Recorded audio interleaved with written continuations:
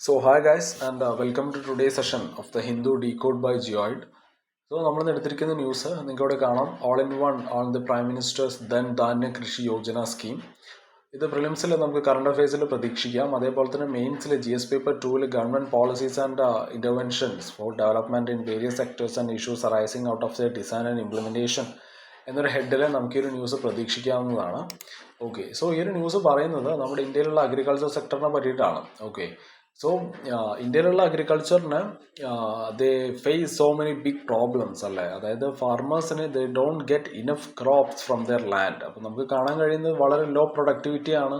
അതേപോലെ തന്നെ ഇവരുടെ farms they are broken into so many tiny parts.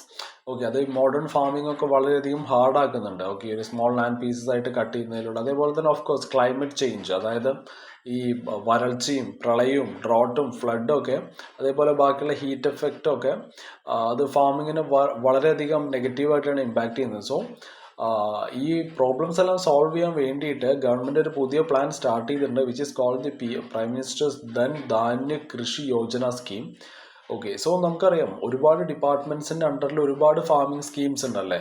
So നമ്മുടെ ഈ ഒരു PM ധൻ ധാന്യ കൃഷി യോജനയിലൂടെ ഏകദേശം 36ഓളം ഡിഫറെൻറ്റ് ഫാമിംഗ് സ്കീംസ്, ഓക്കെ, 11 ഡിപ്പാർട്ട്മെന്റ്സിന്റെ അണ്ടറിലുള്ള 36ഓളം ഡിഫറെൻറ്റ് ഫാമിംഗ് സ്കീംസിനെ ഒരൊറ്റ കൊടക്കയിൽ കൊണ്ടുവരാൻ വേണ്ടിയിട്ടുള്ള ഒരു പരിപാടിയാണ് ഈ ഒരു PM ധൻ ധാന്യ കൃഷി യോജന.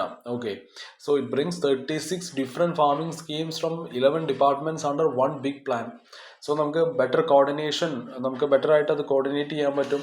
ആൻഡ് വളരെ കുറവ് കൺഫ്യൂഷനേ അത് ഉണ്ടാക്കുള്ളൂ. And of course it will benefit for the farmers. പക്ഷേ ഇവിടുത്തെ കൺസേൺ എന്താണെന്ന് വെച്ചാൽ, ഈവൻ ദോ ഈ ഒരു പ്ലാനും കാര്യങ്ങളൊക്കെ വളരെയധികം നല്ലതാണ്, പക്ഷെ ഗവൺമെൻറ്റിൻ്റെ അഗ്രികൾച്ചറിലുള്ള സ്പെൻഡിങ് നോക്കുന്ന സമയത്ത് 2021-22 കാലഘട്ടങ്ങളിൽ 3.5, അതായത് 3.53% ഉണ്ടായിരുന്നത് 2025-26 കാലഘട്ടം ആകുമ്പോഴേക്കും 2.53 ആയിട്ട് കുറയുന്നതായിട്ടാണ് നമുക്ക് കാണാൻ സാധിക്കുന്നത്. So people are worried whether there is enough money to truly help farmers and make agriculture stronger in the long run. Okay. So നമ്മുടെ ഈ ഒരു പ്രൈം മിനിസ്റ്റർ ധൻ ധാന്യ കൃഷി യോജന, ഇതൊരു നമ്മൾ പറഞ്ഞ പോലെ തന്നെ ഇത് വളരെ വലിയൊരു ഫാമിംഗ് പ്ലാനാണ്. ഓക്കെ, ഇതിൻ്റെ മെയിനായിട്ടുള്ള ഗോള് തന്നെ ഇന്ത്യയിലുള്ള അഗ്രികൾച്ചർ ഇമ്പ്രൂവ് ചെയ്യാൻ വേണ്ടിയിട്ടുള്ളതാണ്. ഇതിന് ഏകദേശം 6 വർഷത്തിലാണ്, അതായത് 6 വർഷത്തിലാണ് ഈ ഒരു പ്ലാൻ. അതായത് എല്ലാ വർഷവും 24,000 കോടിയാണ് ഇതിൻ്റെ ബജറ്റ് നമ്മൾ സെറ്റ് ചെയ്തിരിക്കുന്നത് 6 വർഷത്തിന്. It will have a budget of 24,000 crore every year for 6 years. So നമുക്കറിയാം ഈ ഒരു റാബി ക്രോപ്പിന്റെ സീസൺ സ്റ്റാർട്ട് ചെയ്യുന്ന സമയം, അതായത് ഏകദേശം ഒക്ടോബറിലൊക്കെ ആയിട്ടായിരിക്കും ഈ ഒരു പ്ലാൻ സ്റ്റാർട്ട് ചെയ്യാൻ അവർ ഉദ്ദേശിക്കുന്നത്. So the farmers can get help on time. അതേപോലെ തന്നെ നമ്മുടെ ഈ നീതി ആയോഗിന് ഈ ബാക്ക്വേർഡ് ഡിസ്ട്രിക്റ്റിൽ ഫോക്കസ് ചെയ്യാൻ വേണ്ടിയിട്ടുള്ള ഒരു ആസ്പിറേഷണൽ ഡിസ്ട്രിക്ട് പ്രോഗ്രാമൊക്കെ ഉണ്ട്. ഓക്കെ, സോ ആ ഒരു വേ ഓഫ് സ്റ്റൈലായിരിക്കും നമ്മുടെ പ്രൈം മിനിസ്റ്റർ ധൻ ധാന്യ കൃഷി യോജനയും ഫോളോ ചെയ്യാൻ പോകുന്നത്. ഏകദേശം 100ഓളം ഡിസ്ട്രിക്റ്റിനെ ആയിരിക്കും ഈ ഒരു ടാർഗറ്റ് ചെയ്യുക. അതായത് ഈ എല്ലാ 100 ഡിസ്ട്രിക്റ്റിലെ, അതായത് ഈ വളരെ കുറച്ച് പ്രൊഡക്ടിവിറ്റിയുള്ള ആൾക്കാരായിരിക്കും ഫസ്റ്റ് പ്രയോറിറ്റി. ഓക്കെ, അതായത് those who grow less crops, അതായത് വളരെ ലോ പ്രൊഡക്ടിവിറ്റി ഉള്ള ആൾക്കാരായിരിക്കും ഫസ്റ്റ് പ്രയോറിറ്റി. അതേപോലെ തന്നെ ഈ ലോ ക്രോപ്പിംഗ് ഇൻറ്റൻസിറ്റി ഉള്ള, അതായത് വളരെ വർഷത്തിൽ വളരെ കുറച്ച് ക്രോപ്സ് കൾട്ടിവേറ്റ് ചെയ്യുന്ന ആൾക്കാർ, അതേപോലെ തന്നെ ഈ ക്രെഡിറ്റ് ഫെസിലിറ്റി ഒന്നും കിട്ടാത്ത ആൾക്കാരുണ്ടാവുമല്ലോ, those who get less bank support or loan. So ഇങ്ങനത്തെ ഉള്ള ആൾക്കാരുള്ള ഡിസ്ട്രിക്റ്റ് ആയിരിക്കും, ഇങ്ങനത്തെ ഉള്ള ആൾക്കാരുള്ള ആദ്യത്തെ 100 ഡിസ്ട്രിക്റ്റ് ആയിരിക്കും ഇവർ സെലക്ട് ചെയ്യുന്നുണ്ടാവുക. Okay, so the plan wants to improve farming in most neglected areas. Okay, first അവർ പ്രയോറിറ്റി കൊടുക്കുന്നത് ഇങ്ങനത്തെ ഏരിയാസിലാണ് where farmers need the most help. Okay, so next will look on to the convergence and integration. അതായത് നമ്മുടെ ഈ ഒരു prime minister Dhan Dhanya Krishi Yojana scheme നമ്മൾ പറഞ്ഞ പോലെ തന്നെ 11 ഡിപ്പാർട്ട്മെൻറ്റ്സിൻ്റെ അണ്ടറിലുള്ള ഡിഫറെൻറ്റ് ഫാമിംഗ് സ്കീംസ്, അതായത് 36ഓളം ഡിഫറെൻറ്റ് ഫാമിംഗ് സ്കീംസിനെ കമ്പൈൻ ചെയ്യുന്നതാണ് ഈ ഒരു ഒറ്റ scheme. Okay, so the Prime Minister's Dhan Dhanya Krishi Yojana scheme will combine 36 existing central farming schemes from 11 departments. Okay, അതിൽ ഈ PM കിസാൻ എന്ന് പറഞ്ഞിട്ടുള്ള ഒരു പരിപാടി ഉണ്ട്. അതായത് ഒരു വരുമാനത്തിന് സപ്പോർട്ട്, അതായത് ഇൻകം സപ്പോർട്ട് കൊടുക്കാൻ വേണ്ടിയിട്ടുള്ളതാണ്. അതേപോലെ തന്നെ ഇൻഷുറൻസ്, ക്രോപ്പ് ഇൻഷുറൻസ് കൊടുക്കാൻ വേണ്ടിയിട്ട് ഈ PM ഫസൽ ബീമ യോജനയൊക്കെ ഉണ്ട്. So these will be merged under one big plan.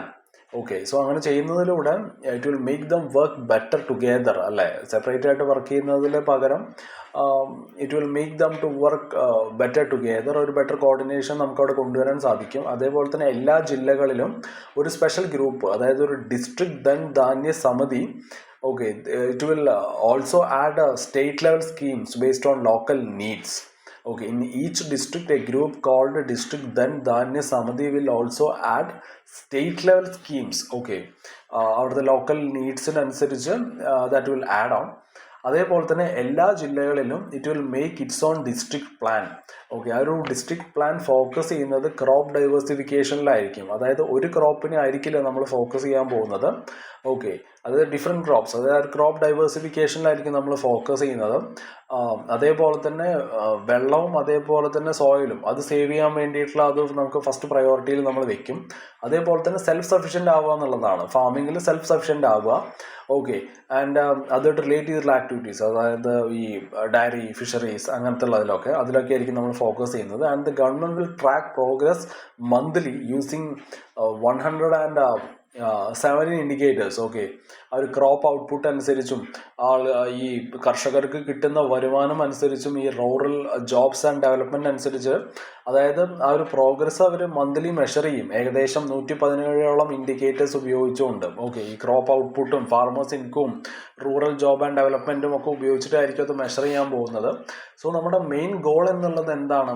അതായത് എല്ലാ അഗ്രികൾച്ചറിലുള്ള എല്ലാ എഫേർട്ടും, അതായത് അഗ്രികൾച്ചറിന് വേണ്ട പൈസയും ടെക്നോളജിയും സപ്പോർട്ടും ഇതെല്ലാം കൂടിയിട്ട് യൂണിഫൈ ചെയ്യുക എന്നുള്ളതാണ്.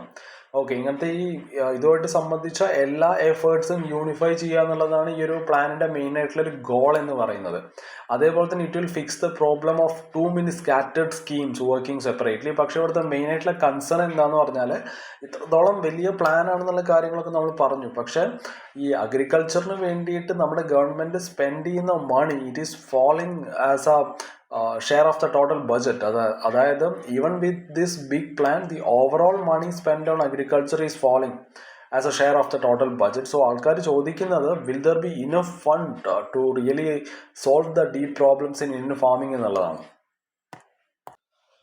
സോ നമ്മുടെ ഈ ഒരു പുതിയ ഈ ഒരു പദ്ധതി, അതായത് ഈ ഒരു പ്രൈം മിനിസ്റ്റേഴ്സ് ധൻധാന്യ കൃഷി യോജന, ഇത് സക്സസ്ഫുൾ ആവണമെന്നുണ്ടെങ്കിൽ it must include every one involve in farming. Okay, അതായത് വെറും സെൻട്രൽ ഗവൺമെൻറ്റിൻ്റെ മാത്രമല്ല, ഇവിടെ നമ്മൾ സ്റ്റേറ്റ് ഗവൺമെൻറ്റ്സിനെ ഉൾക്കൊള്ളിക്കണം. അതേപോലെ ഈ ലോക്കൽ സെൽഫ് ഗവൺമെൻറ്റ്സ്, അതായത് നമ്മുടെ പഞ്ചായത്ത് പോലെയുള്ള ആൾക്കാരെ ഇതിൽ കൊണ്ടുവരണം. അതേപോലെ ഈ ഒരു പ്രൈമറി അഗ്രികൾച്ചർ കോപ്പറേറ്റീവ് സൊസൈറ്റീസിൻ്റെ ഇൻവോൾവ്മെൻറ്റ് വേണം. അഗ്രികൾച്ചർ യൂണിവേഴ്സിറ്റീസ് വേണം. അതേപോലെ ഫാമേഴ്സും അതേപോലെ ട്രേഡ് ഓർഗനൈസേഷൻസും വേണം. സോ ഇവരുടെ എല്ലാ ഇൻവോൾവ്മെൻറ്റ് ഉണ്ടെങ്കിൽ മാത്രമേ ഈ ഒരു പ്ലാൻ സക്സസ് ആവുള്ളൂ. ഓക്കെ, സോ ഇങ്ങനത്തെ ഗ്രൂപ്പ്സിന് മാത്രമേ ആ ലോക്കൽ പ്രോബ്ലംസ് എന്താണെന്ന് മനസ്സിലാക്കാൻ പറ്റുള്ളൂ. Okay, their input will help to make better district plans. Okay, ആ ഒരു ഡിസ്ട്രിക്ട് പ്ലാൻസ് ഉണ്ടാക്കുന്നതിനുള്ള ആ ഒരു ലോക്കൽ നീഡ്സ്, ഓക്കെ, അത് ഫുൾഫിൽ ചെയ്യാൻ കഴിയണം. അല്ല, അതേപോലെ തന്നെ but it should still follow the national farming goals. So ഈ ഒരു approach it must create a balance between the uniform national planning and the flexible local action. So നമ്മുടെ ഈ ഒരു പ്രൈം മിനിസ്റ്റേഴ്സ് ധൻധാന്യ കൃഷി യോജന ഇത് വളരെ ബോൾഡായിട്ടുള്ള ഒരു അംബീഷ്യസ് പ്ലാൻ ആണല്ലേ. ഇന്ത്യയുടെ ഫാമിംഗ് സെക്ടർ നേരിടുന്ന ആ ഒരു ലോങ് സ്റ്റാൻഡിങ് പ്രോബ്ലംസ് സോൾവ് ചെയ്യാൻ പറ്റുന്ന ഒരു പ്ലാനാണ്. മെയിൻലി ഇത് ഫോക്കസ് ചെയ്യുന്നത് ആ ഒരു കൺവേർജൻസിലാണ്. നമ്മൾ പറഞ്ഞില്ല, ഒരുപാട് ഡിഫറെൻറ്റ് ഡിപ്പാർട്ട്മെൻറ്റ്സിൻ്റെ അണ്ടറിലുള്ള ഒരുപാട് ഡിഫറെൻറ്റ് സ്കീംസിന് ഇത് മെർജ് ചെയ്യുന്നുണ്ട്. അതേപോലെ തന്നെ ഡിസ്ട്രിക്ട് പ്ലാനിങ്ങിൽ കുറച്ചും കൂടി ഇത് ടാർഗറ്റ് ചെയ്യുന്നുണ്ട്. അതേപോലെ ഒരു പബ്ലിക് പ്രൈവറ്റ് പാർട്ട്ണർഷിപ്പ് നമുക്കിവിടെ കാണാൻ പറ്റും. It is working with the companies too, അല്ലേ. സോ ഈ ഡിസ്ട്രിക്ട് ലെവലിലുള്ള പ്ലാനിങ്ങിലൂടെ നമുക്ക് it will ensure that solutions match these local needs. അതേപോലെ റെഗുലർ ആയിട്ടുള്ള മോണിറ്ററിങ്ങിലൂടെ നമുക്ക് എന്തൊക്കെയാണ് വർക്ക് ചെയ്യുന്നത്, എന്താണ് ഈ ഒരു വർക്ക് ചെയ്യാത്തത് എന്നൊക്കെ നമുക്ക് ട്രാക്ക് ചെയ്യാൻ പറ്റും.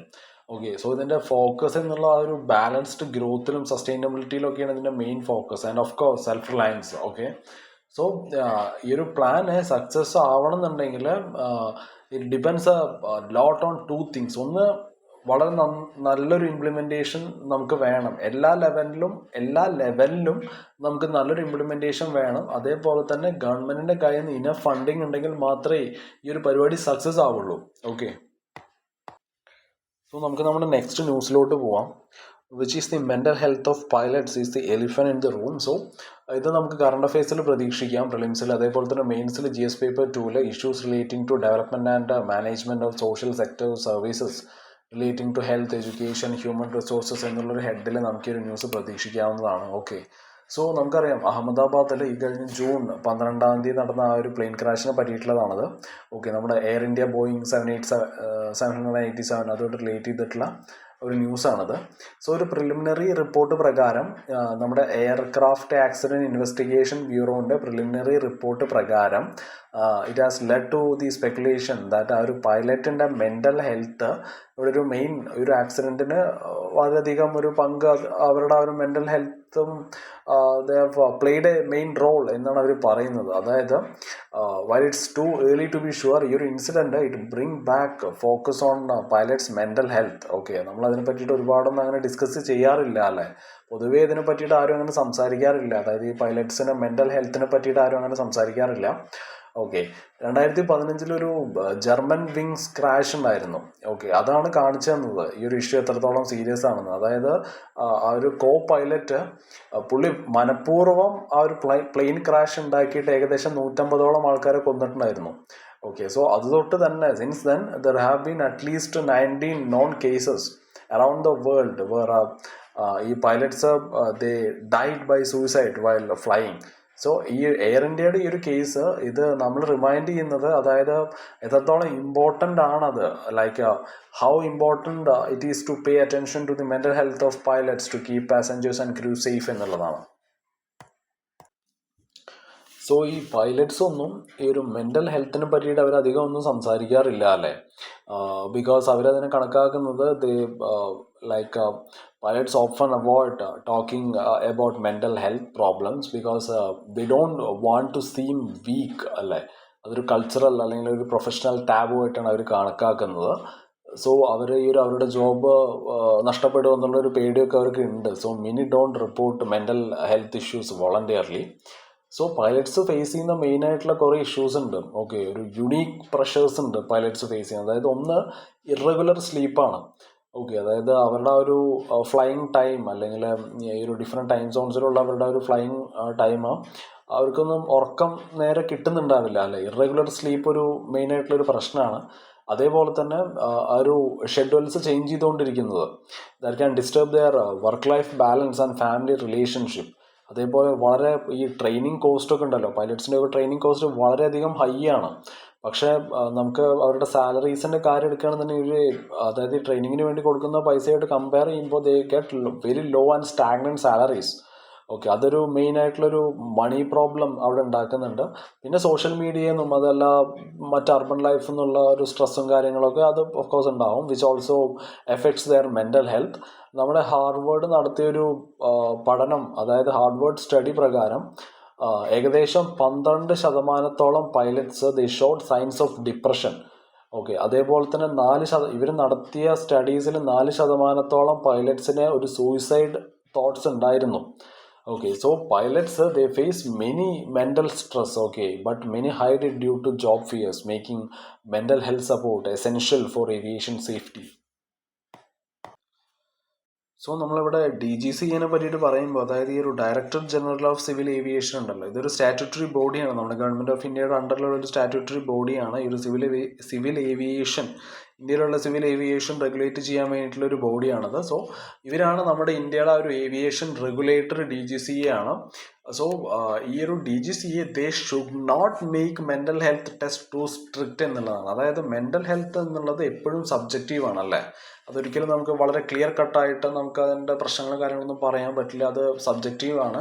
പക്ഷേ പൂറായിട്ടുള്ള ഒരു ടെസ്റ്റിംഗ് ആണ് നടത്തുന്നതെങ്കിൽ നമുക്ക് റിയൽ കേസസ് നമ്മുടെ കയ്യിൽ നിന്ന് മിസ്സാവാനാണ് ചാൻസ്.